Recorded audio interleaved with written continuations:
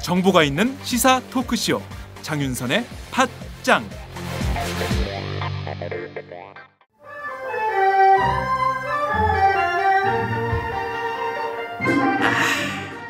오늘 회식 양꼬치집이래. 아, 양냄새 싫은데. 뒷불이 어디래? 어? 양꼬치집? 양꼬치집은 룸 없을 텐데. 양꼬치집에 대한 모든 편견을 깼다. 풍무 양꼬치.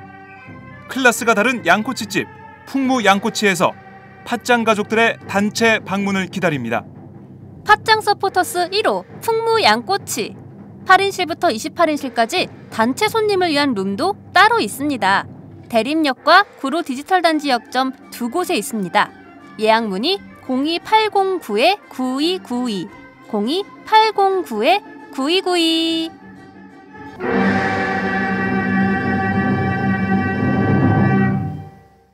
(305호에) 사시는 김희영 씨의 고민. 딸, 아침은 먹고 가야지. 안 돼요. 학교 늦어요. 어디 간단하고 건강한 아침밥 없나? (1201호에) 사시는 박희선 씨의 고민. 다이어트 중인데 식단이 걱정이네. 어디 칼로리 낮고 맛있는 다이어트 음식 없나? (806호에) 사시는 이미순 할머님의 고민. 어디 약 말고 건강에 좋은 음식 없나? 있습니다. 곡물 담은 선식 뿌리마켓이요. 포털 검색창에 뿌리마켓을 검색해보세요. 곡물 담은 선식은 45가지의 곡물, 야채, 과일, 수산물을 넣어 만들어 건강에 좋고 바쁜 직장인, 학생, 다이어트가 필요한 분 식사 대용으로 드실 수 있어 좋고 아이들과 어르신들의 간식으로 드실 수 있어 좋습니다. 포털 검색창에 뿌리마켓을 검색하세요.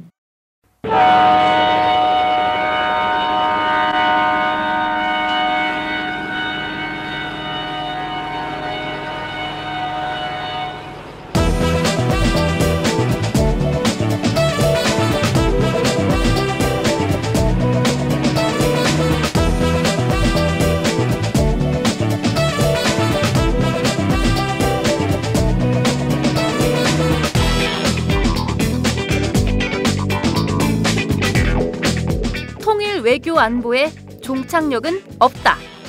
종착토크. 매주 월요일에 고정 코너 시작하겠습니다. 종창브라더스의 종착역이 없는 종착토크. 오늘도 어김없이 코리아연구원 김창수 원장님 나오셨습니다. 어서 오세요. 네, 안녕하십니까. 오늘 목소리가 좀 달라 보이죠? 네. 맛있는 걸 먹어서 그렇습니다. 자, 디펜스 21 플러스 김종대 편집장님 나오셨습니다. 어서 오세요. 네, 안녕하세요. 아침부터 봉창 두드리는 종창 브라더스 시작하자. 오마이뉴스 곽승희 기자님 나오셨습니다. 어서 오세요. 네, 안녕하세요. 예. 아침부터 좋은 냄새가 막 나네요. 야, 이분들이 바람 잡아 바람 잡아. 지금 책상 위에 뭐가 있어요. 뭐 흔들어 줘 봐. 자, 이 소리가 아닙니다. 이 소리입니다. 이 소리요. 네. 이 소리가 무슨 소리냐? 소리도 맛있죠? 네. 이상하게 소리가 맛있어.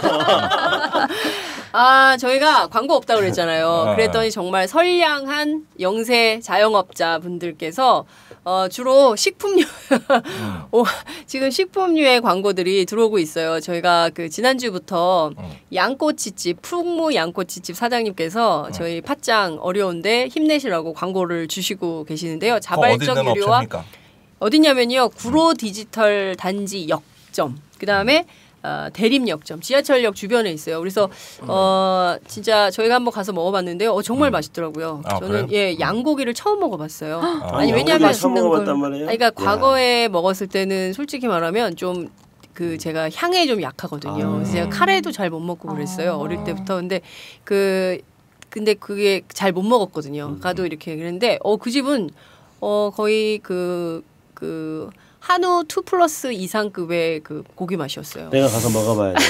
아, 김창수 선배가 또 내가 오지랖이 넓은데요. 내가 이 사마르칸트에 가가지고 오리지널 양고기도 먹었고 사마르칸트 실크로드의 중심부 사마르칸트에 가서 오리지널 양고기도 먹었고 베이징에 가가지고도 중국화된 양고기도 먹었고 그렇기 때문에 가서 내가 먹어보면 이게 얼마나 맛있는 건지 입증할 수 있어요. 풍무 양꼬치 언제 한번 같이 가시고요. 그리고 또 저희가 그 양심으로 농사를 짓는 홍삼 정성농원 홍삼에서 또 저희 광고 후원을 주시고 계시고요. 세 번째 오늘 아침에 우리가 먹었던 것. 오늘 아침에 지금 흔들고 계시는 바로 이것이 뭐냐면 뿌리마켓 곡물 담은 검정콩 선식입니다. 저희가 김밥을 끊었어요. 뿌리 뭐? 뿌리마켓 곡물 담은 검정콩. 곡물 담은 검정콩. 김종대 편집장 한번 드셔. 내가 방금 한 모금 먹어봤어요. 흔들어서. 마치 어떤 그 우리의 밝은 미래가 목구멍을 타고 넘어가서 위장에 풍만한 느낌으로 이렇게 자긍심을 주게 하는 이런 음식이라고 난 봐요. 아침에 먹어보니까 이게 바로 행복이구나 이런 생각이 듭니다. 이제 광고 모델한테 내겠어. 내가 그럼 이만하면 광고 모델 대체 못할 것 보이지 내가. 광고 모델 그다음에 광고 카피라이터 이런 거 해야 될 것 같아. 순식간에 지어낸 멘트 너무나 멋있어. 근데 군사평론가가 곡물 담은 검정콩 그 광고하면 정말 재밌겠다라는 생각이 들었어요. 야, 군인이 먹으면 싸움에서 이길 것 같은 느낌. 그러면 이제 한국 군인들 식단이 달라지는 거야. 그렇죠. 그렇지. 저기 훈련 나가서 군대 끌려온 것만 해도 서러운데 화풀 때는 없고 에이 선식이나 한 컵 이렇게 먹으면은 갑자기 사기가 오르고 전쟁 이겨. 아니 근데 김창수 원장님 계속 드시고 계세요 방송 중에. 아니 이 소리는 김창수가 선식 먹는 소리입니다. 자 들려주세요. 우리는 엔게이지 수가 굉장히 높아요. 그래가지고 이렇게 음식물, 식품 광고 들어오는 거 좋습니다. 들어올 때마다 이렇게 또 우리가 이렇게 마셔보면서 시식을 해드리는 이제 청취자를 대신해서 간접 체험을 해드리는 거예요 우리가. 우리는 먹으면 솔직하게 다 말해요. 너무 맛있습니다. 솔직히 말하면 제가 선식 이게 그 아침에 애들 흔들어서 먹이면 좋은데 잘 녹지 않거든요. 특히 물에 잘 안 녹고 맛이 없어서 애들이 잘 안 먹는데 정말 이 뿌리마켓 곡물 담은 검정콩은 너무 금방 풀려. 몇 번 풀리고 몇 번 휘저으니까 확 풀리고 그 곽승희 씨 혼자 사는데 괜찮을 것 같아요. 저도 한번 솔로들을 위한 선식. 아니 이거 먹고 계속 혼자 살라고? 이런 거 먹지 말고 빨리 저기 시집가. 아니 나는 결혼한 지 오래됐는데도요. 주로 아침에 이런 거 많이 먹어요. 왜냐하면 아침을 간단하게 영양식으로 하려고. 그러니까 결혼하셔가지고 또 남편한테 이런 거 해줘도 돼요. 아니면 남편한테 이런 걸 해줘도 좋은 남자를 구하든지. 후자가 마음에 드네요. 자, 여하튼 저희가 늘 여러분들의 후원으로 점점 더 그 역량 있는 방송 그리고 상업적 방송, 상업적 방송, 성장하고 발전하는 상업 방송 될 수 있도록 많은 후원 부탁드립니다. 본론으로 들어가겠습니다. 국정원 해킹 저희가 벌써 3주째 다루고 있는 상황인데요. 오늘도 어김없이 곽승희 기자의 뉴스 브리핑으로 출발하겠습니다. 네. 국가정보원 내국인 해킹 의혹에 대한 국회 정보위원회 현안 보고가 드디어 오늘 오후 2시 국회에서 진행될 예정입니다. 새누리당은 국정원 보고 내용이 국가기밀이라는 점을 강조해서 공개 범위가 국가안보와 국익이 훼손되지 않는 수준으로 결정돼야 한다는 입장인 반면 새정치연합은 사안의 중대성을 감안해서 웬만한 것은 모두 공개해야 한다는 입장으로 맞서고 있어서 정보위 회의 중에 여야 간 공방이 예상되고 있습니다. 국정원은 해킹 프로그램 구매 운용에 관여한 고 임모과장이 생전 삭제한 파일을 복구 분석한 결과 내국인 사찰은 없었다고 판단하고 이같이 보고할 것으로 26일 오후 알려졌습니다. 한편 불법 해킹 파일 사용과 민간인 사찰 의혹 등으로 검찰에 고발된 원세훈 전 국정원장과 수입 중개업체 나나테크 등에 대해서 서울중앙지검은 오늘부터 사건을 2차장 산하 공안부나 3차장 산하 첨단범죄수사부에 배당하고 본격 수사에 착수할 예정입니다. 네. 숨이 일관합니다. 내국인 사찰은 없었다라는 것이 이제 국정원의 주장인데요. 자, 우선 이 사건 계속 꾸준히 쭉 팔로우하고 계실 텐데 김종대 편집장님 좀 어떻게 보세요? 우선. 글쎄 이렇게 해킹 팀의 이 자료를 구매하고 운영한 건 거의 불법이라는 정황이 많이 드러나는데 아니 그 돈으로 선식이나 사 먹지. 왜 이 지랄 연병을 해서 우리까지 골치 아프게 하는지 내가 참 아주 가슴이 아픕니다. 그런데 이 사건을 보면서 제가 매우 특이한 현상을 발견하게 되는데 임모 과장이 이제 스스로 목숨을 끊은 네. 이 시점을 전후해서 지금까지 이어지는 국정원 내의 두 개의 흐름을 관찰하고자 합니다. 뭔가 자료를 공개하고 싶어 안달이 난 원장과 그것에 충격을 받아 자료를 공개하면은 이거는 뭐 국정원의 존재 의미가 없다고 보는 실무진의 상이한 두 정서입니다. 원장은 이미 지난번 국회에서 정보위에 이미 명단을 갖고 왔었어요. 내국인. 그런데 안 물어봐서 가방에 넣어놓고 다시 갔다는 거 아니야? 사찰 대상 내국인을. 네. 왜 이 사람은 자꾸 뭔가를 이렇게 공개하는 쪽으로 해가지고 자기 직원까지 경악할 정도로 무언가 조바심을 내는가. 그런가 하면 그런 원장을 더더욱 두려워하면서 죽음까지 몰고 간 이 실무진이 감추고 싶었던 삭제하고 싶었던 그 의도는 뭐냐 이거죠. 이 두 개 흐름이 너무 상반된다는 겁니다. 그러면은 여기서 제가 답을 내려드리죠. 네. 왜 그랬던가? 도대체 이런 불일치. 저는 이게 임모 과장 죽음의 배후라고도 봅니다. 그러는데 사실 지금 그 국정원장은 조금 다른 생각을 하는 것 같습니다. 오히려 이게 기회라는 거죠. 이번에 국정원 사찰 문제가. 그건 더 거슬러 올라가면 지난달에 여러분들이 아마 신문을 보고 뜨악했던 사건인데 기무사 소령 한 명이 네. 중국에서 군사기밀을 중국 기관원한테 넘겼다 그래서 본국에 소환해가지고 구속해버린 사건 기억나십니까? 네. 그런데 그 중국에 기밀을 넘겼다는 걸 누가 밝혀냈을까요? 누가 발표했습니까? 바로 국정원 해킹팀입니다.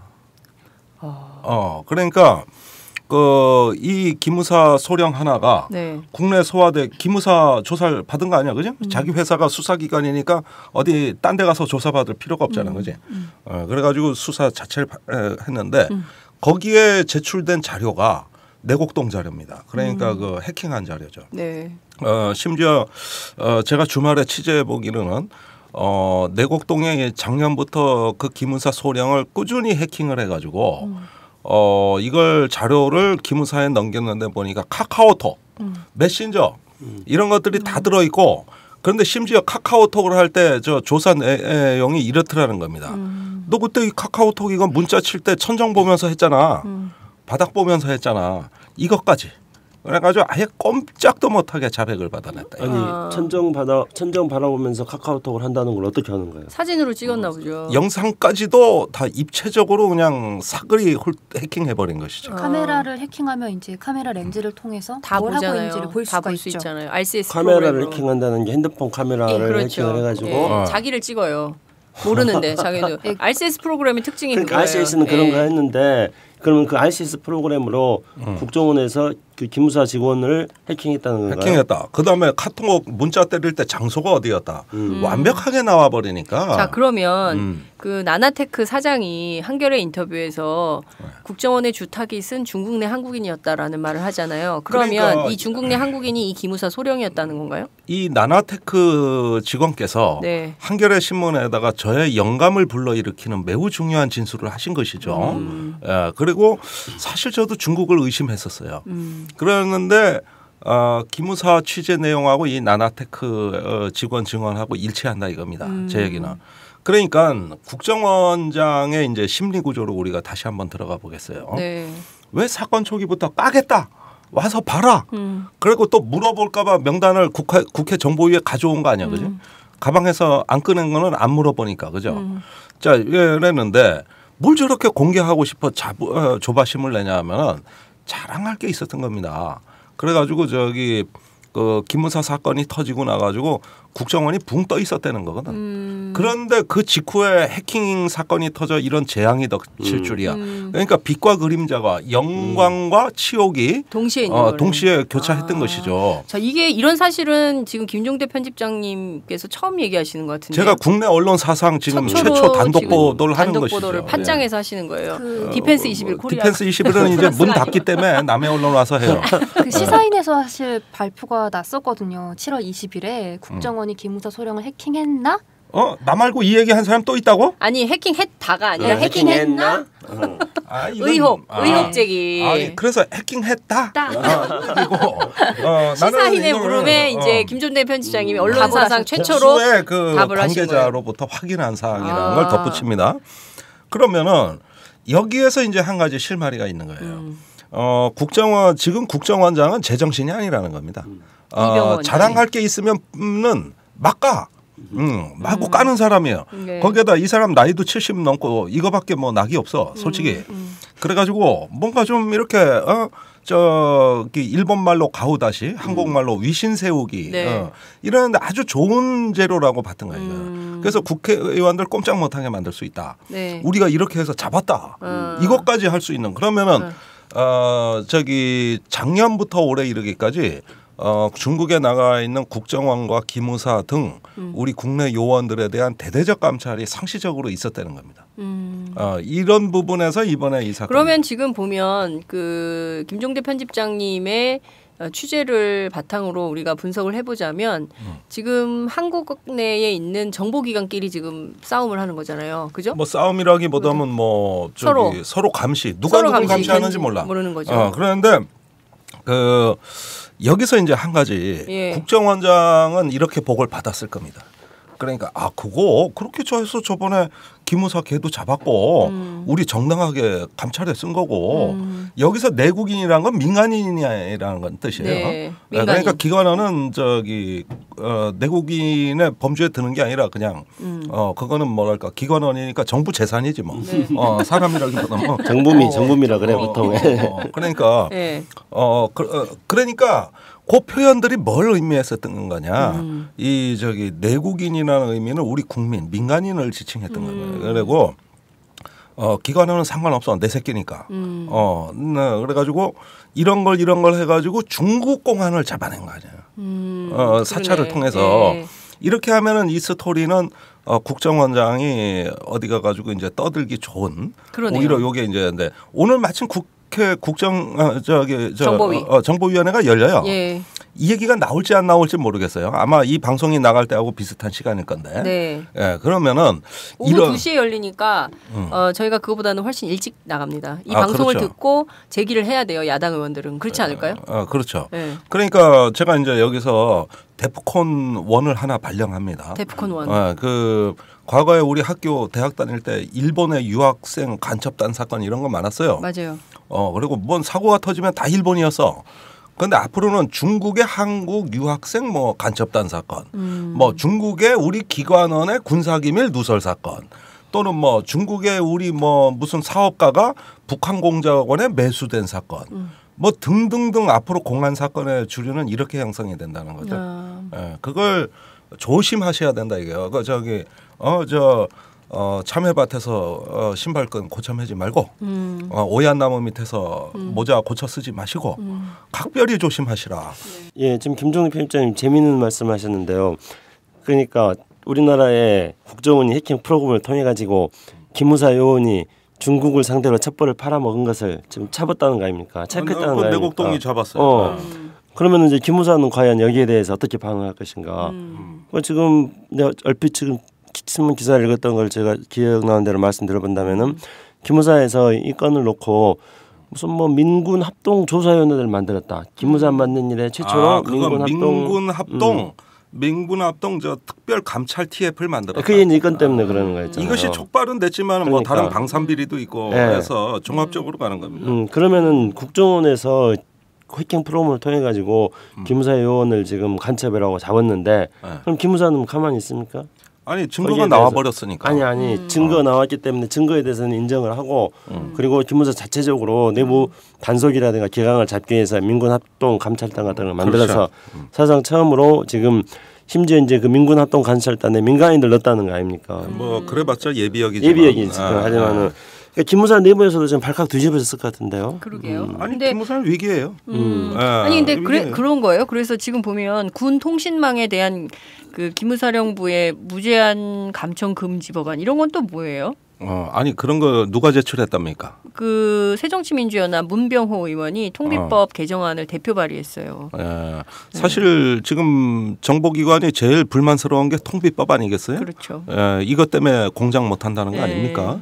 그런데 기무사 이 부분은 이번엔 기무사는 감청을 한 주체가 아니라 감청을 당한 주체입니다. 그러네요. 예. 그리고 과거에 기무사가 영장 없이 감청을 한 아주 나쁜 짓 많이 했어요. 예, 제가 그 당한 대표적인 사례예요. 예. 그래가지고 학교 다닐 때? 언제? 아니 저 국회 있을 때. 국회 있을 때도 아, 그렇고 김종대 편집장이랑 같이 예전에 노무현 정부 대통령직 인수위원회 같이 근무했어요. 이 김종대 편집장이 내 옆자리에 앉았었거든요. 근데 김종대 편집장 PC가 통째로 털렸잖아. 통째로 털렸어. 진짜? 아니 뭐 대통령 측근 그 인수위 전문위원 그 PC까지 그냥 거덜내 버리는 사람들인데 뭘 못해.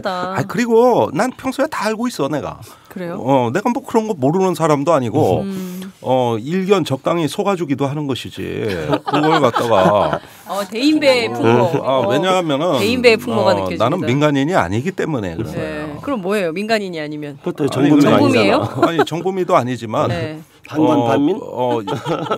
그러니까 아수라백작? 아니 뭐 박정희 대통령 마냥 반인 반신은 아니고 그렇다고 해가지고 내가 저기 민간인의 의식으로 사는 사람은 아니잖아 내가 그지? 솔직히 그러니까 그런 면에서 일견 국가 정보기관의 행위에 대해서는 내가 잘 이런 피해를 당해봐야 나중에 민간인들한테 나쁜 짓을 할 때 내가 잡아낼 수 있는 거야.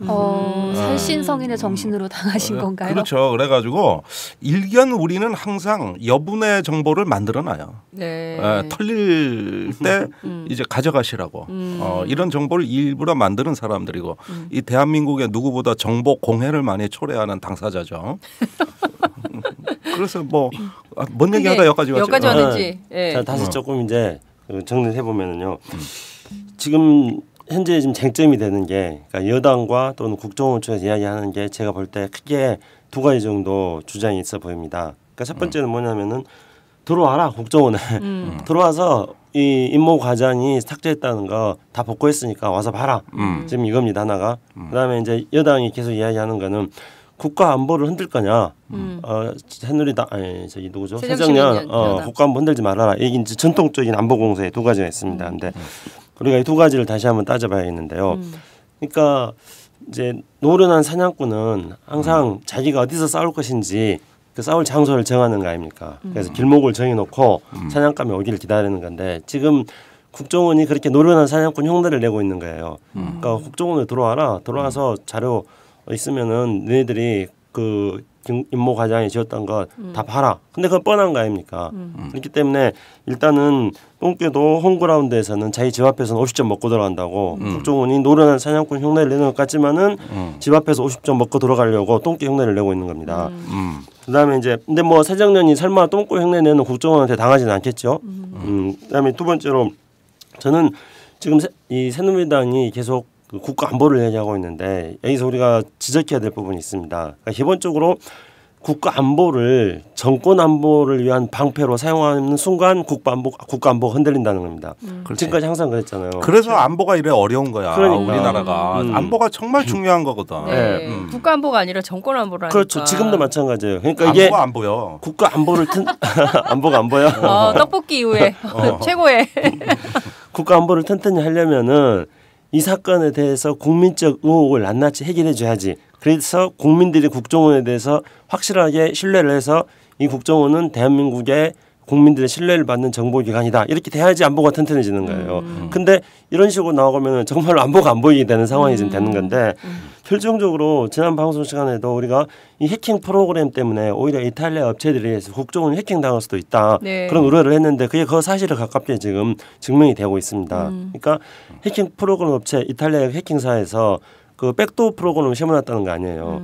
그러니까 국정원이 그 해킹 프로그램을 사면은 국정원의 해킹 프로그램을 비롯한 국정원의 그 시스템을 백도어 프로그램을 통해 가지고 이탈리아 해킹 업체가 다 들여다볼 수 있다는 겁니다. 네. 그러니까 그게 이제 이번에 언론에도 지금 보도가 됐었거든요. 그러니까 염려하는 우려하는 사항들이 나타났는데 그럼 현장 조사는 이탈리아 업체를 해야 되는 거구나. 국정원을 해야 되는 게 이태리로 가야 아니고. 되겠네. 그러니까 이태리로 네. 비즈니스 석 타고 가서 가서 국회의원들이 봐야 그리고 되겠어.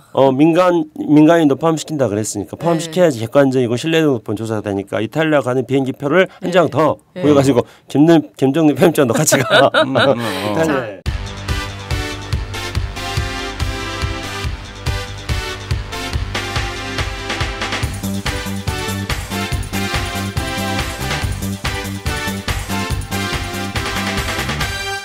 장윤선의 팟짱. 안녕하세요. 충남 금산에서 아버지와 함께 인삼농사를 지어 홍삼을 만들고 있는 젊은 농부 이성규입니다. 사람들은 쉽게 양심하지만 양심은 말로 하는 것이 아닙니다. 품질로 증명하는 것입니다. 양심은 고지식의 대명사 아버지가, 품질은 항상 발전을 추구하는 아들이 각각 책임지는 환상적인 조화, 거기다 직거래가 가능한 합리적인 가격까지. 믿을 수 있는 홍삼 제품을 찾고 계신가요? 노력한 만큼 내어주는 자연의 마음을 알기에 참 착한 홍삼. 지금 검색창에 정성농장 홍삼을 검색하세요. 한번 정리를 해보죠. 자, 자료 공개를 원했던 이병호 국정원장의 뜻, 이게 처음으로 이제 언론사상 처음으로 김종대 편집장에 의해서 팟짱을 통해서 공개가 되고 있는 건데요.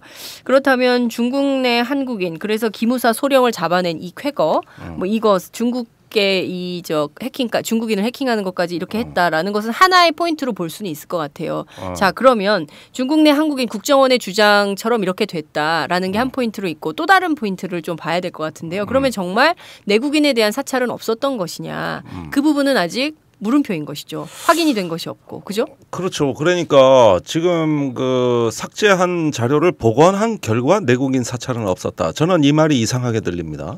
아니 그 복원 여부와 관계없이 있었으면 있었고 없었으면 없는 것이지. 네. 그다음에 이 모든 걸 이모 과장 그럼 혼자만 알고 있었다는 얘기입니까? 아니 그 이전에 이미 감찰이 다 진행 중에 있었어요. 그렇죠. 자료를 복구해 보니 없었다. 이건 말이 안 되는 겁니다. 이미 그 전에 결론은 다 나와 있었던 거고. 네. 그런데 감찰 과정에서 드러나지 않은 다른 무엇이 있다면은 자료를 삭제할 가치가 있었던 것이죠. 그리고 다른 무엇, 이게 또 재밌는 다른 포인트예요. 무엇이 있다면은 그거는 자료는 임 과장이 네. 영원히 자기가 안고 갈 네. 이럴 만한 가치가 있었던 것이겠죠. 그러면은 조사가 어디까지 진행됐느냐, 거기까지 진행된 것이냐, 이런 의문은 그냥 지금 현재 캐스천으로 남아 있는 겁니다. 네. 그렇다면은 예를 들면은 지금 이 얘기는 아까 뭐 창수형은 이걸 똥개 비유했지 않아요? 네. 그런데 그것은 약간 적절치 않은 게 똥개는 가서 그냥 복날에 개 패듯이 그냥 두들겨 패고 저기 뭐야 이렇게 하면 돼. 네. 그런데 지금은 그게 아니라 사자가 보니까 저기 뭐야 누굴 잡아먹은 것 같은데 저기 흔적이 없어. 그래가지고 사자 보고 너 이거 잡아먹은 거 아니냐. 그러니까 사자가 그렇게 의심이 나면 내가 사는 동굴로 들어와서 내 입을 벌릴 테니 머리 쳐박고 이빨에 뭐 묻었는 걸 확인해보면 알 거 아니냐. 이렇게 얘기를 하는 거예요. 그러면은 저 우리에 들어가서 사자 대가리 속을 봐야 돼. 그래가지고 이빨을 다 검사해야 돼. 그 사이에 그냥 콱 몰아버리면 그냥 아작이 나는 거지. 그러면서 너 국가 안보를 위협하는 애지. 이러면서 그러니까 이 국가정보원에 네. 이 부분을 국회의원들이 가가지고 뭘 제대로 규명하고 복원된 자료라고 보는 것들은 의미가 없단 말입니다. 그렇죠. 그거는 뭘 먹었는지 이미 뱃속으로 다 넘어간 거 이빨 보면 알 수도 있고 모를 수도 있는 거예요. 그렇죠. 그건 알 수가 없는 거죠. 이건 검찰에 지금 고발이 돼 있는 상황이기 때문에 예. 지금 저기 증거인멸이 어디서 시도될지도 알 수 없는 거고 그렇죠. 임목과장 사례를 봐서도 알 수 있듯이 충분히 증거인멸에 아주 그 혐의가 많은 사건입니다. 예. 이럴 때는 긴급 체포영장 들어가야 돼요. 그러니까요. 해당 실무자들. 그러니까 그래가지고 지금 검찰 우선이 개입해야 되고요. 맞아요. 국회 국정조사 들어가야 돼요. 이건 뭐 국가 청문회도 아니고 가가지고 저기 뭐냐 정보위 차원에서 보고받겠다는 얘기인데 그러면은 민간인 사찰했어도 나 같아도 안 했다 그러지 그러면은 그거를 그러면 하겠다 그러겠습니까? 상식적으로? 그러니까요. 지금 보면 국회 정보위 안에서는 이런 얘기가 나와요. 14일 날 오후 2시에 그 정보위가 열렸고 약 2시간 정도 진행을 하는데 이 야당 측이 반발할 수 있는 충분한 자료가 없었던 거예요. 그래서 2시간 정도 하고 마무리를 합니다. 그래서 한 4시경에 끝나요. 그리고 국정원까지 들어가는데 내곡동까지 들어가는데 약 1시간. 그래서 실질적으로 국회 정보위 안에서는 어떤 추론을 하고 있냐면 5시에 국정원 수뇌부가 들어갔을 때 그때부터 삭제 지시가 있었을 것이다. 그래서 14일 오후부터 15, 16, 17일 그러니까 강도 높은 감찰과 동시에 그 증거인멸 행위가 자행됐을 가능성이 있고 그리고 나서 그 과정에서 그 김종대 편집장께서 지적하신 대로 감찰 과정에서 다른 무엇인가에 대한 뭐 사찰 의혹 뭐 이런 것들이 제기되면서 본인이 감당해야 되는 혹은 감당할 수밖에 없는 뭐 이런 상황이 돼서 18일 날 스스로 목숨을 끊는 게 아니냐 이런 추정을 하고 있죠. 그러니까 지난주에도 이제 계속 이야기했었지만은 그 일주일이 지났는데도 아직까지도 해명이 안 된 부분이 있습니다. 네. 그러니까 임모 과장이 왜 죽었냐는 거죠. 그렇습니다. 그러니까 임모 과장의 죽음에 대해서 만약에 현재 국정원이 밝힌 임모 과장이 삭제한 자료를 다 복원을 해 보니까 아무것도 없다 그랬잖아요. 내국인 사찰은 없었다. 그렇게 한다면은 그 자료 때문에 임모 과장이 자살이라는 극단적인 선택을 했을 것인가 또는 굳이 그런 자료인데 임모 과장이 굳이 삭제할 필요가 있었을 것인가 이런 것들에 대한 여전히 의문이 남는 거죠. 그러면 남는 거는 우리가 밝히고 초점을 맞춰야 될 거는 임모 과장이 왜 자살이라는 그런 극단적 방법을 선택했는가. 그랬을 때 임모 과장 스스로 그 유서에서 해명하고자 하는 게 많이 있지 않습니까? 그건 유서가 아니라 그 자기 소명서와 관련된 소명서랑 다름없는 것이었습니다. 그러면은 임모 과장이 거기서 자기가 어떤 의혹이 앞서서 뭘 했다 그랬잖아요. 네. 그럼 그게 뭐였는지 이런 것들을 밝히는 게 중요한 것이라고 생각합니다. 그렇습니다. 그러니까 그 김종대 편집장을 통해서 한 덩어리는 의혹이 규명이 됐어요. 중국인에 대한 사찰은 사실 기무사 소령에 대한 것이었다라는 것이 규명이 됐는데. 그뿐만 아니라 국정원 직원들 뭐 해가지고 전방위로 하다 걸린 거예요. 그러니까 원오브 됩니다. 원오브 됩니다. 원오브 됩니다. 그 국정원 직원 그러니까 임모 과장 자살과 관련해서는 여러 의혹이 있다면서요. 예, 그 국정원 직원 고 임모 씨의 부인이 사실 112에 신고를 하고 위치 추적을 당초 의뢰했던 걸로 알려졌습니다. 근데 오늘 나온 언론 기사를 보면은 임 씨 부인이 112를 신고를 한 다음에 6분 만에 돌연 취소를 한 걸로 나와 있거든요. 그 임 씨 부인과 112, 119 통화 내용을 분석한 자료를 보면은 6분 만에 취소를 하면서 우선 보류를 좀 해보고 남편이 갈 만한 데를 찾아보겠다. 이렇게 말을 하면서 취소를 했다고 나오는데 신고할 때는 남편이 오늘 회사에서 안 좋은 일이 있었다. 새벽에 나간다고 출근했는데 연락이 안 된다며 하면서 얘기를 했다가 6분 뒤에 돌연 이렇게 취소를 그 위치 추적 취소를 했다는 거는 좀 뭔가 의아한 부분이 있다는 지적이 나오는 거죠.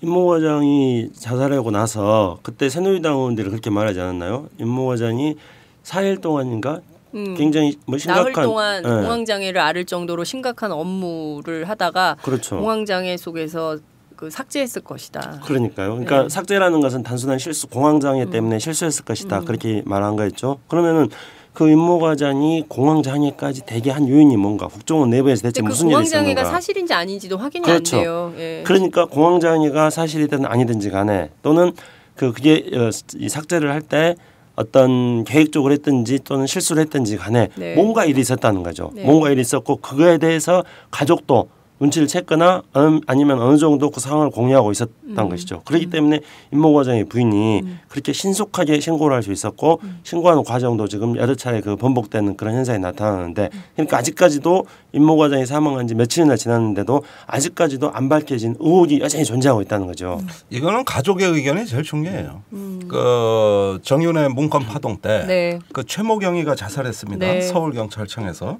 그런데 그 친형의 인터뷰가 언론에 나갔지 않습니까? 그렇습니다. 저도 뭐 직간접적으로 언론 기사와 그 밖에 어떤 얘기를 통해서 듣고 있는데 이 형 얘기는 그거예요. 자기 동생 최경희는 절대 그렇게 자살할 사람이 아니라는 거예요. 그럼 자살을 안 했다는 얘기냐? 자살한 건 맞다 이거야. 근데 자살하지 않을 사람이 자살했다는 건 무슨 의미냐 하면은 너 죽으라고 칼을 누가 손에 쥐어준 격이 돼버렸다 이거죠. 그러니까 자꾸 그 한 사람에게 모든 걸 네가 안고 갈 일 뭐 네가 잘못해서 이렇게 죄책감을 마련한 다음에 어떤 고강도 감찰이 들어가면 네. 사실은 어떻게 보면 자살하라고 손에 칼 쥐어주는 거하고 똑같다 이겁니다. 그렇게 보면은 절대 안 할 것 같은 정예 최고 엘리트 아닙니까 경찰청에? 네. 그다음에 이번 임모과장도 마찬가지예요. 우리가 지금 이런 사건에서 이해가 안 되는 거는 지금 벌써 국정원 직원의 자살 기도, 그다음에 실제 자살, 또 경찰청의 뭐 최모경이 같은 어떤 자살 사례 이런 걸 봤을 때 아니 그런 약골들이 저기 이 나라 안보 치안 책임지라고 한 적 없습니다. 아니 불과 며칠간 조사를 받고 자살을 한다? 아니 그 저기 심지어는 적에게 끌려가서 고문 체험도 하면서 그 고문도 견디는 특수훈련도 하는 게 이 우리나라 안보기관인데 네. 거기에다가 저 여기에 임용되려면은 저 군인보다도 더 힘든 공수 특전 훈련까지 다 이수하시는 분들이거든요. 국정원 직원들이요? 네. 저기 특전사 교육단이 성남에 있어요. 거기 가서 교육 받아요. 거기 중에서 국정원 안기부 뭐 옛날 요원들 다 교육 받았어요. 그 저기 이런 약골로 키우지 않았다는 거예요. 그러니까요. 네. 예. 이런 약골로 키우지 않았다. 그러면은 이것의 그 어떤 죽음에 대한 압력은 외부로 올 때 뭐 여론 재판, 뭐 신문에 좀 나는 거 조직이 나를 보호해 준다는 확신만 있으면은 이겨냅니다. 그렇죠. 그거 별거 아닙니다. 사람의 그 자기 자존감이 마지막으로 허물어지는 건 뭐냐면은 믿었던 조직도 나를 보호해 줄 수 없구나. 여기에서 좌절감을 느끼는 거예요. 그런데 지금 저기 야당 탓으로 호도하지 말라 이겁니다. 분명히 그 시점에 이걸 공개하려고 하는 그 국정원장의 공명심과 그러면서도 일부 잘못된 게 있다면 그거는 임모 과장이 지고 가야 된다는 이런 두 가지 분위기가 국정원 내에 없었더라면 과연 임 과장이 자살을 했겠느냐는 것이죠. 그러니까요. 저는 사실 그냥 개인적으로 보자면 저하고 같은 또래예요. 임 과장이. 같은 또래고 저는 좀 결혼이 늦었지만 임 과장은 좀 일찍 했나 봐요. 그래서 20살, 19살 두 딸이 있어요. 그 딸들 난 아버지 그리고 하나는 대학 1학년이고 하나는 고3이에요. 한창 손이 많이 갈 대학 1학년이 육군사관학교. 육군사관학교 네. 다니죠. 한참 손이 많이 갈 그리고 얼마나 이쁘겠어요. 20살, 19살 된 두 딸을 놔두고 내가 목숨을 끊어야겠다라고 생각하는 것 자체는 엄청난 일일 것 같아요. 말씀하신 대로 조직이 나를 지켜준다는 생각, 믿음 이런 것만 있으면 오뚜기처럼 살아나. 근데 아니, 뭐가 있었던 거야. 그러니까요. 예를 들어서 그 새누리당이 그 자살한 원인이 뭐 새정년이 민간인 사찰했다 이렇게 말했다 그래가지고 그게 자살로 내몬 거라고 그렇게 말하지 않았습니까? 네. 근데 이거는 정말 지나가는 소가 웃을 일입니다. 그러니까 만약에 그런 것 때문에 국정원 요원이 자살을 택했다면은요, 국정원 요원들은 이 우리나라의 어떤 그 댓글 때문에 상처받고 시달리고 그런 사람들 얼마나 많이 있습니까?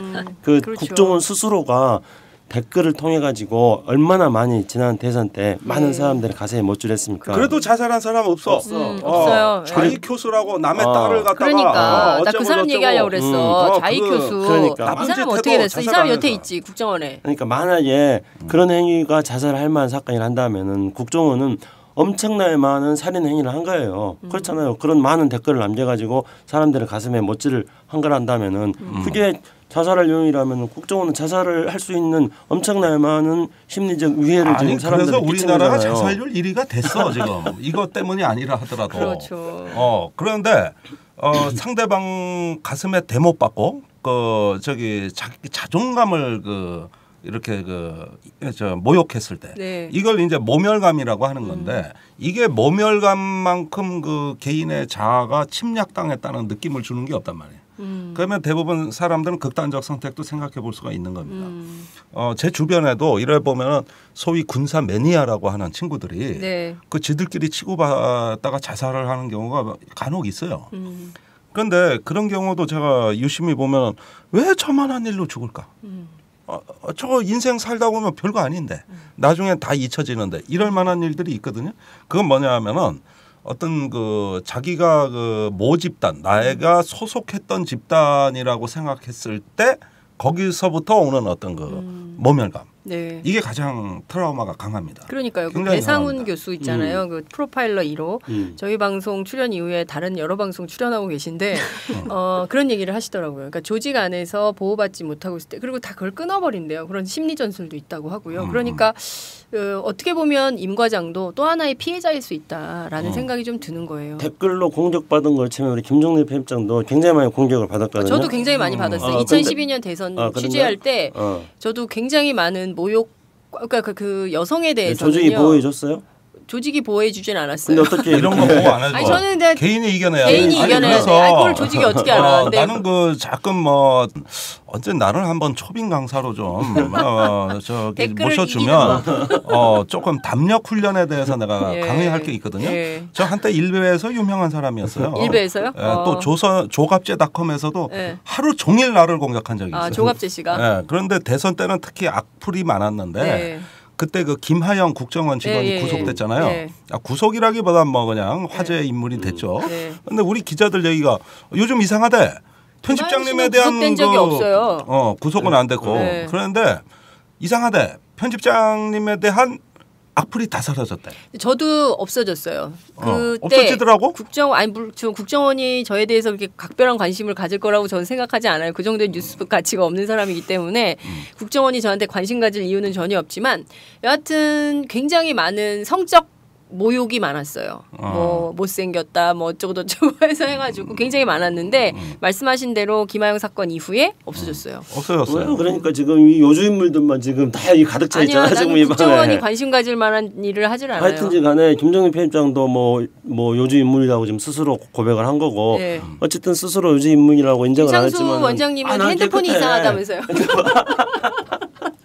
곽수행 기자 뭐 요새 이상한 거 없어요? 아니 그 당시만 하더라도 창수영은 음지에서 일하면서 양지를 지향했던 사람이지. 그렇군요. 저도 시발단 그런 트위터 이용자들한테 좀 관련해서 악플 비슷하게 받아본 적은 있긴 한데 근데 여기서 원세훈 전 국정원장을 좀 다시 눈여겨봐야 될 것 같아요.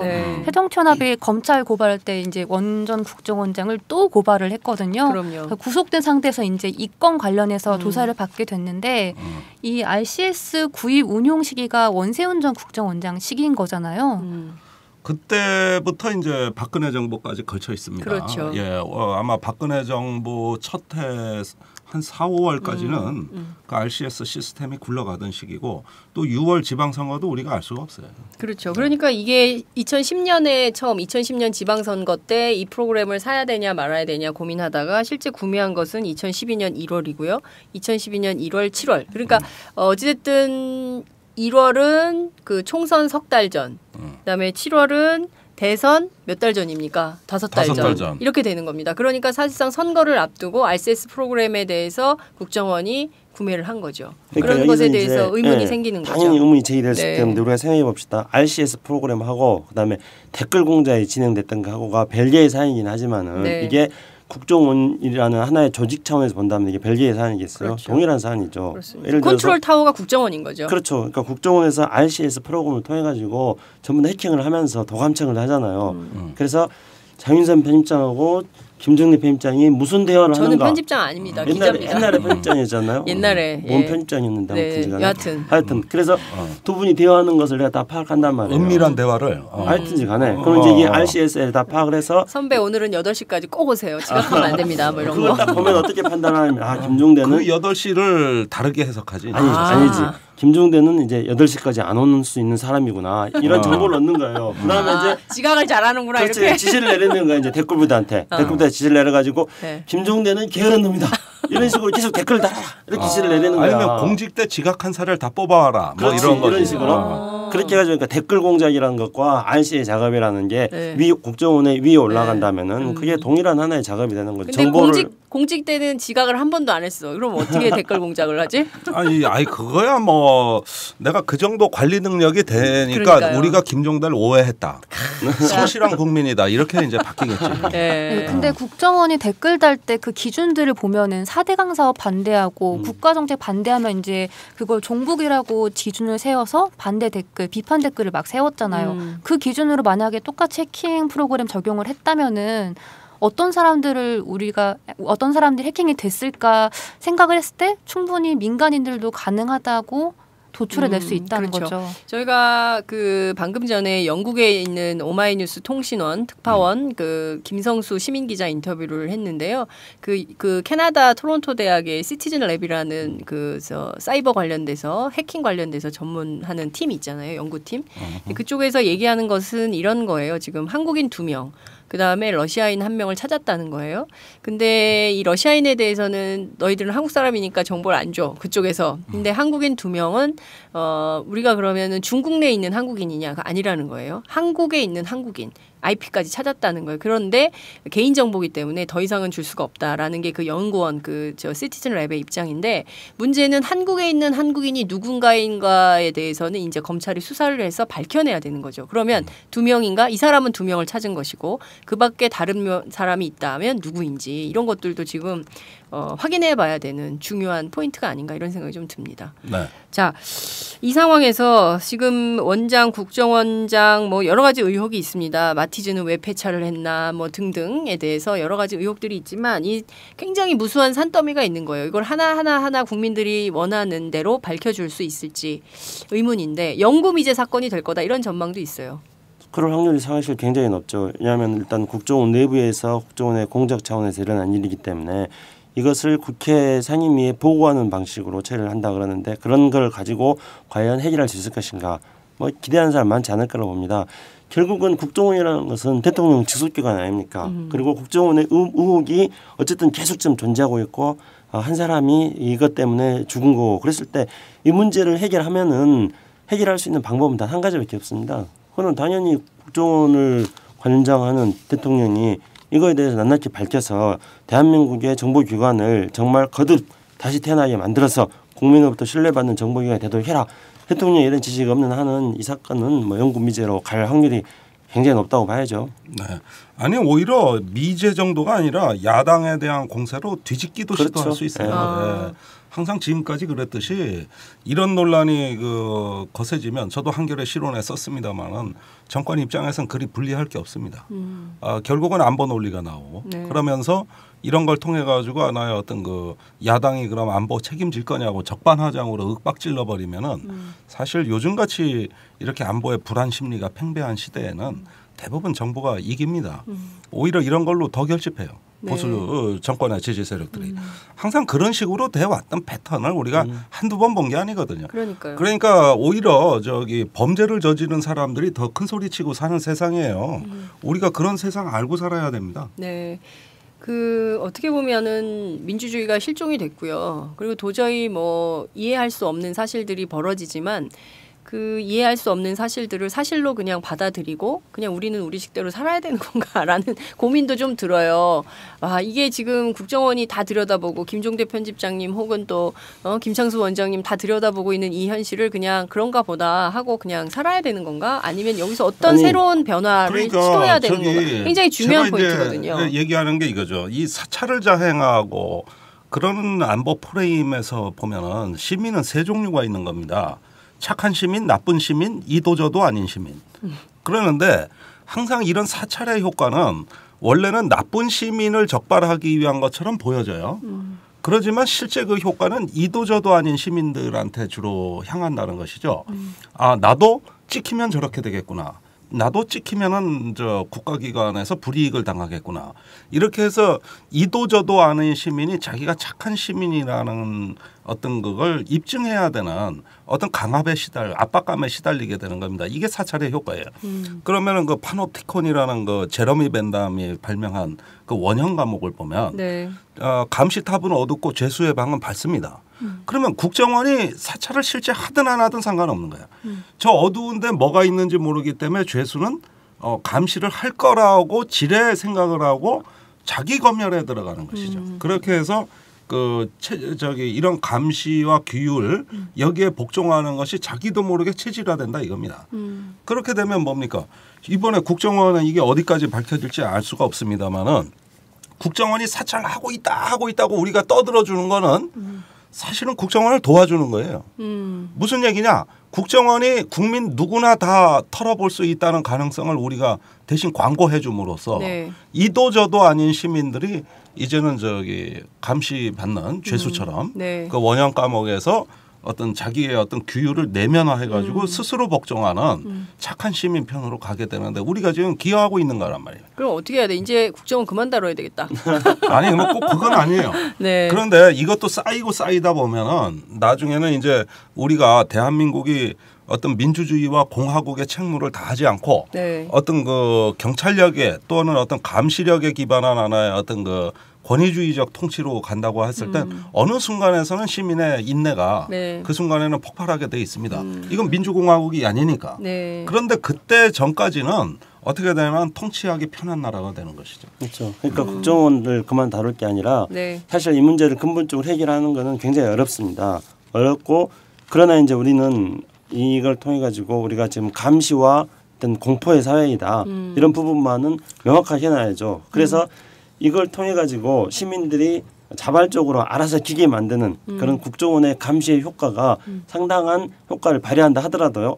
현재 상황은 감시의 사회다. 이런 것들을 우리가 일종의 규정을 명확하게 해놔야 될 필요가 있습니다. 그렇게 해야지 이제 다른 문제 국정원도 이런 문제가 생겼을 때 쉽게 그러니까 이런 어떤 도감청을 하기가 어려워지는 혹시나 또 뭘 국정원이 했을 경우에 국정원은 항상 도감청을 하는 해킹을 하는 그런 집단이다는 그런 어떤 의혹을 제시하기 때문에 쉽게 못하는 그런 효과도 생기고요. 그뿐만 아니라 근본적으로 국정원이 불법적으로 시민을 사찰하는 집단이다 이렇게 됐을 때 어떤 사회적인 어떤 역학관계가 변화되어졌을 때 그랬을 때 국정원 문제를 반드시 해결해야 된다는 그러니까 국정원 문제를 해결해야 되는 근본적인 거는 결국은 국정원이 국가정보기관으로서의 본연의 역할을 다하기 위해서는 국내 사찰, 국내 정치는 국정원에서 떼내야 된다. 단절시켜야 된다. 우리가 이런 방향을 계속 제기해 나가면 된다고 봅니다. 네.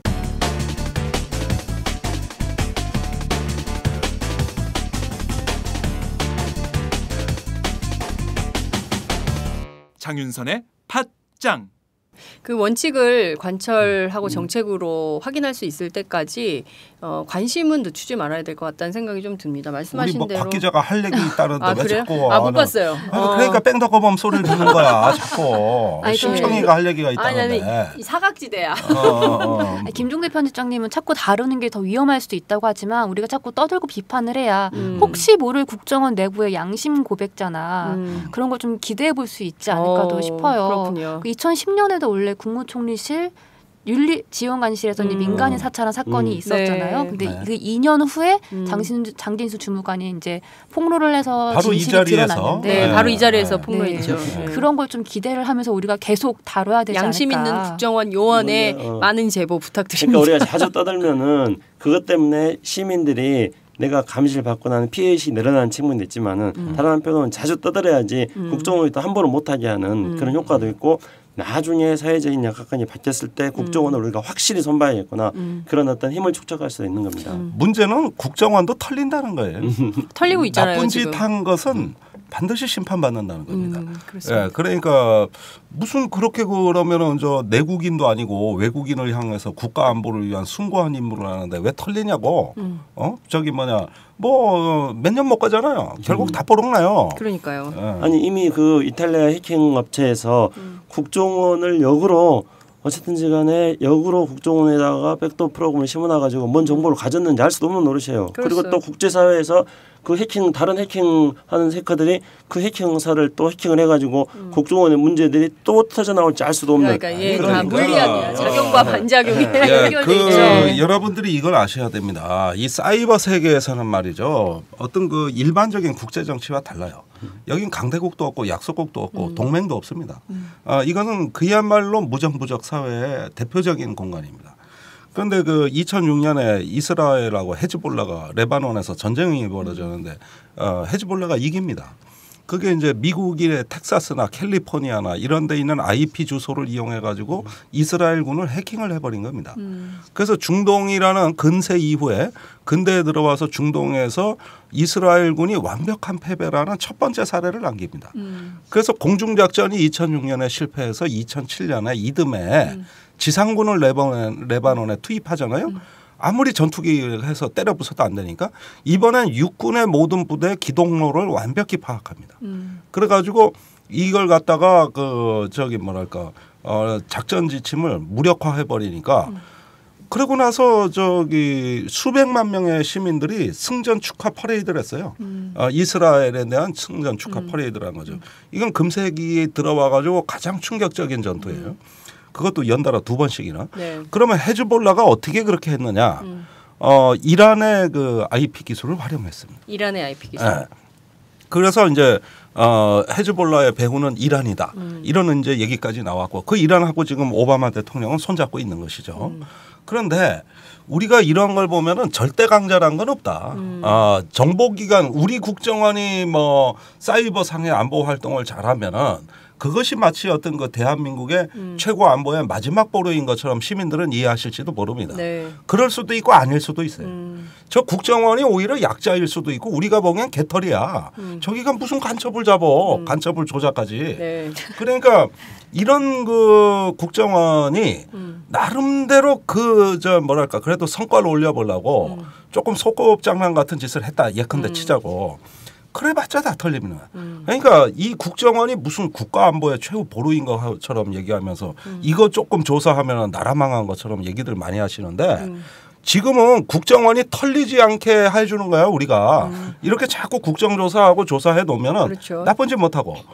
그러면은 나중에 가가지고 이렇게 황당하게 털리는 일도 없을 거라고. 네, 네. 맞습니다. 네. 그래서 요즘에 안철수 의원이 이제 국민정보지키기위원회 위원장도 맡고 뭐 로그 기록 다 내놔라, 뭐 세부적으로 조사할 거다, 막 이렇게 얘기를 하면서 되게 답답해하는 게 국정원을 위해서 우리가 이렇게 지금 조사를 하고 노력을 하고 있는데 그게 국익을 팔아먹는 행위다 이렇게 비판을 하면은 어쩌라는 거냐 대체 되게 답답해하시더라고요. 그러니까 이제 국정원은 철저하게 정권 안보의 논리에 서 있는 거고. 그다음에 새누리당은 그 국정원의 지금 보호자 역할을 하고 있기 때문에 그런 문제가 발생하는 건데 우리가 생각과 개념을 달리해야 되는 거예요. 그러니까 지금 이제 뭐 조중동 같은 경우에 지금 되게 이 사이버 테러의 위험성을 최근에 계속 집중적으로 지금 보도하고 있습니다. 네. 그렇기 때문에 국정원의 이런 해킹에 대해서 어떤 시민사회나 또는 야당이 문제 제기하는 거는 이 사이버 안보를 위협하는 거다는 그런 효과를 지금 거두기 위해서 계속 사이버 테러 위험성을 이야기하고 있거든요. 그런데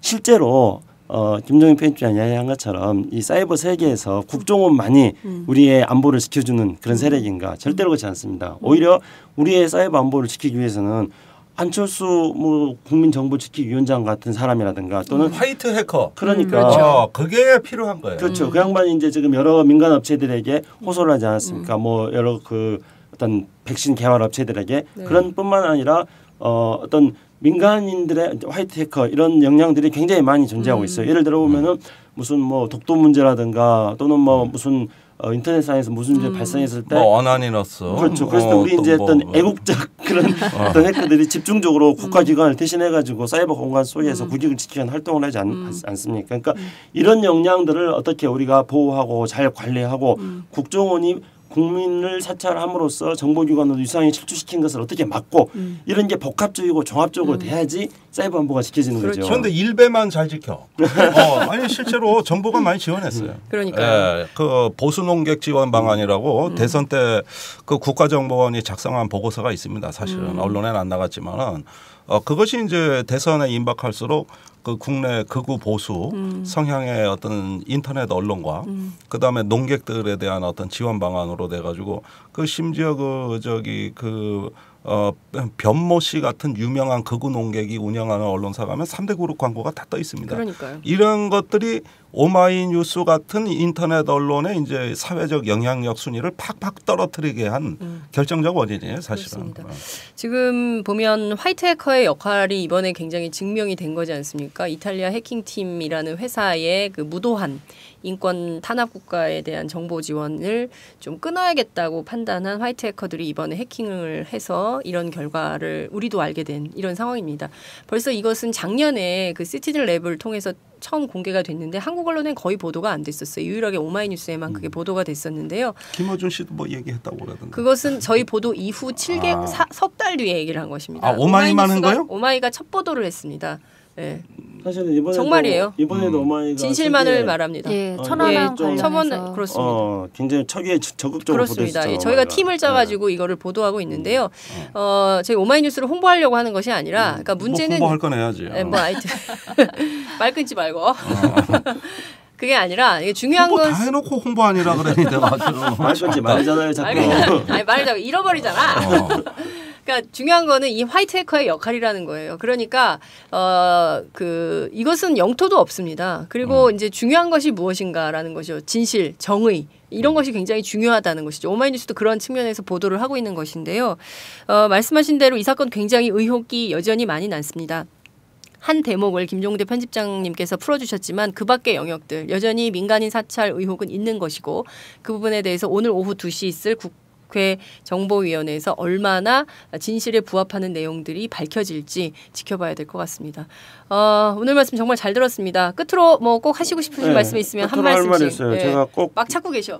아니 머리가 정확하게 기억을 못했는데 우리 그 청취자 여러분들께 다 잘 아실 거지만은 박근혜 대통령이 2005년도에 국정원에 도청 사건이 있었을 때 했던 말을 제가 여기서 한번 다시 이야기해보고자 합니다. 정부나 국정원이 무슨 말을 한들 국민이 믿겠느냐. 도청이 없어졌다고 주장하려면 국민이 믿을 수 있을 때까지 국정원이 스스로 증명해 보여야 한다. 2005년 8월 8일 박근혜 당 찬나라당 대표 기사했던 말입니다. 이 말을 지금 다시 적용하고 싶습니다. 네, 김종대 편집장님. 그 참 그런 이쁜 말씀까지 하셨다니까 대통령에 대한 존경심이 새로 솟구쳐 오르는. 근데 본인이 뭔 말했는지 지금 기억 못하실 거예요. 아니 그러니까 사실은 제가 러브레터를 쓴 지가 조금 지났는데 또 쓸 가치가 있는 분 아닌가 이런 생각도 다소 들면서 우리가 이 작금의 국정원 사태에 대해서는 국정원보다도 시민국정원이 우리 스스로 돼야 되겠다. 우리 스스로 국가의 안보와 또 개인의 보안과 인권 이런 것들을 지켜야 되겠다. 그런데 그거는 무슨 국가주의니 이데올로기니 안보의식이니 뭐 북한에 대한 적개심이니 다 필요 없다. 오로지 인권과 진실만 신봉하면 된다. 오로지 진실과 인권만 신봉하면은 그 외에는 다른 기준을 더 개입시켜서는 안 된다. 오로지 그런 어떤 그 진실 사실에 입각한 이것만이 우리의 어떤 지향해야 될 가치라고 문제를 단순화시키시면 됩니다. 그다음에 그 외에 기타 등등 안보 논리 무슨 뭐 어떤 정치 논리 이런 거 다 필요 없어요. 끝까지 진실만 밝힌다. 진실과 인권, 정의. 자, 1시간 넘게 막 이야기했는데 보통 때 같으면 김밥 하나 먹어도 배가 출출할 텐데요. 오늘은 바라 현미를 먹어서 그런지 배가 출출하지가 않네. 그렇구나. 야, 이렇게 또 깨알 홍보. 뿌리마켓 곡물 담은 검정콩. 감사합니다. 저희 청취자 여러분과 나누고 싶어요. 야, 완전히 무슨 예전에 무슨 껌 선전하는 윤영주 씨 같아요. 아니 그러면 내가 그 정도는 되는 사람이지 그러면 내가 김종대를 광고 모델로. 야, 정말 저도 먹어보고 싶네요. 뿌리마켓 곡물 담은 검정콩. 사랑해 주십시오, 여러분. 감사합니다. 오늘 말씀 잘 들었습니다. 감사합니다. 네, 감사합니다.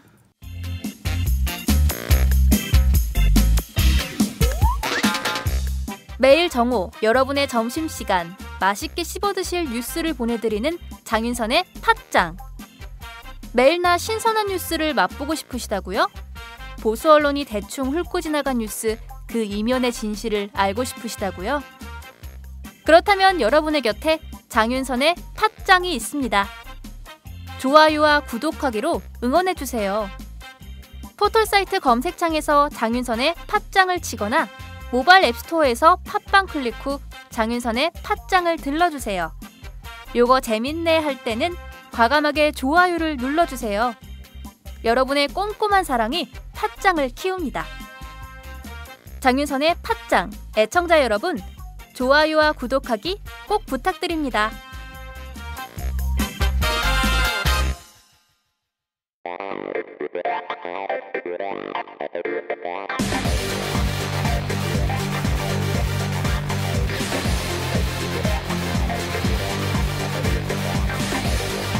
정보가 있는 시사 토크쇼 장윤선의 팟짱.